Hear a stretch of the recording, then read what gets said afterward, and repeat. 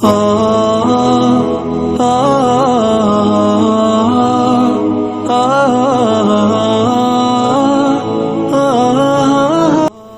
صلاتك تسعد بحياتك.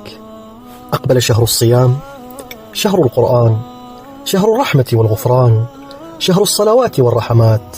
فما أهنأ المسلم الذي يقيم صلاته ويؤدي فرائضه ويحسن نوافله.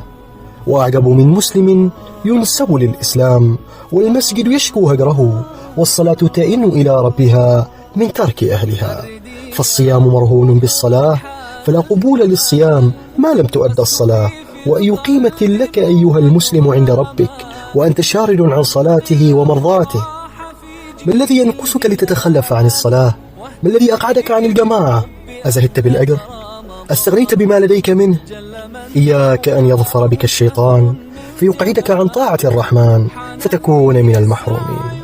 فاستعن بالله واقصد بيته، وأعوذك بالله أن تكون من المضيعين.